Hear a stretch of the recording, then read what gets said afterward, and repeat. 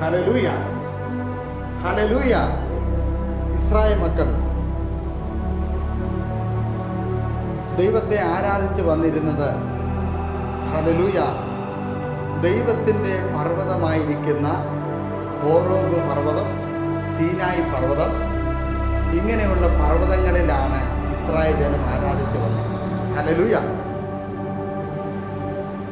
പുറപ്പാട് പുസ്തകം 12-ാം അധ്യായം, അതിൻ്റെ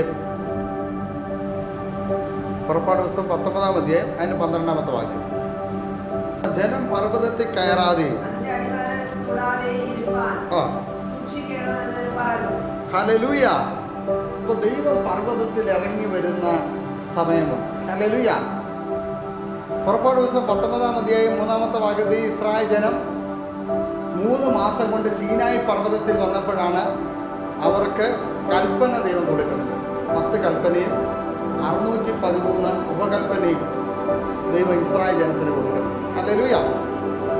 അന്ന് മുതലേ പിതാക്കന്മാർ വരെ ആരാധിച്ച് വന്നിരുന്ന സമയമെന്ന് പറയുന്നത്, സ്ഥലമെന്ന് പറയുന്നത് ഈ പർവ്വതങ്ങളാണ്.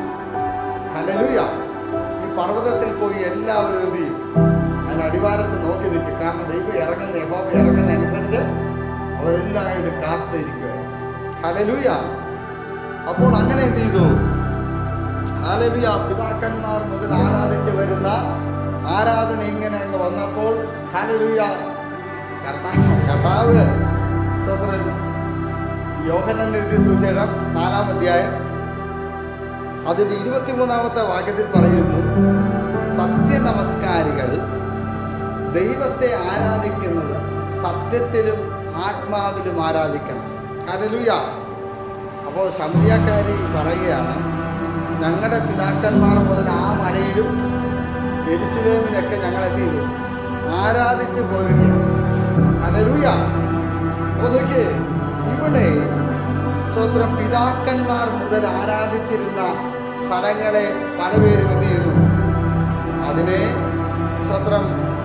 മാത്രം ആശ്രയിച്ച് ആരാധിക്കുന്നവർ അനേകര് ഇന്ന് ആത്മീയകോളത്തിലുണ്ട്. ഹല്ലേലൂയ.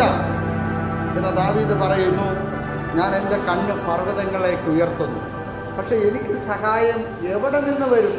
ഹല്ലേലൂയ. അപ്പോൾ ദാവീദ് പറയുന്നു, എനിക്ക് സഹായം എവിടെ നിന്നാണ് വരുന്നത്? അത് ദാവീദ് ദൈവത്തോട് പ്രാർത്ഥിക്കാൻ തുടങ്ങി, എൻ്റെ സഹായം എവിടെ നിന്നാണ്?